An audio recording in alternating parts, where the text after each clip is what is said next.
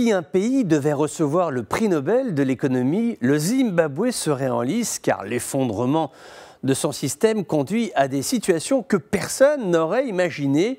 Chez eux, l'effondrement est créatif, il invite l'improbable. Ce n'est pas donné à tout le monde. Convenons que nos économies sont d'un classicisme presque ennuyeux.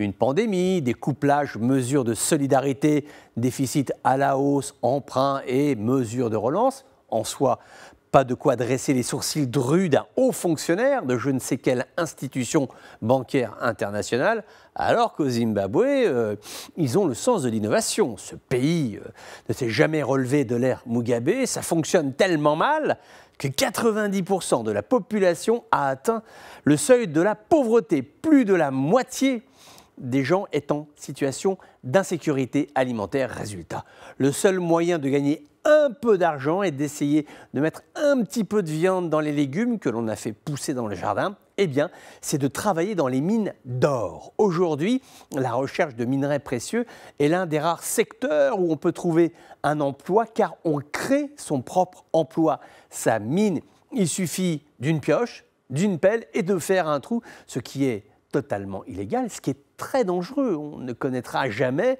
le nombre exact de Zimbabwéens morts ensevelis dans leur propre mine. À l'extérieur, en haut, ce n'est guère mieux. La prolifération des mines clandestines alimente une petite criminalité qui emploie de grands moyens pour se faire respecter, en moyenne 20 à 30 morts par mois, des rixes, des règlements de compte, des tentatives d'extorsion qui finissent mal.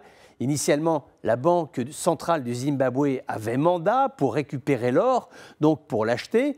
Premier problème, lors du rachat, le chercheur d'or est payé en deux monnaies, le dollar américain, bon, d'accord, la monnaie zimbabwéenne qui, elle, ne vaut pas grand-chose, à peine le prix du papier. Et deuxième problème, la Banque centrale, institution officielle qui devrait être saisie de rectitude morale, eh bien, la Banque centrale, parfois, ne payait pas les mineurs. Elle prenait leur or en disant, bon, par exemple, vous avez pris 10 grammes d'or, ça doit faire tant, vous serez payé la semaine prochaine.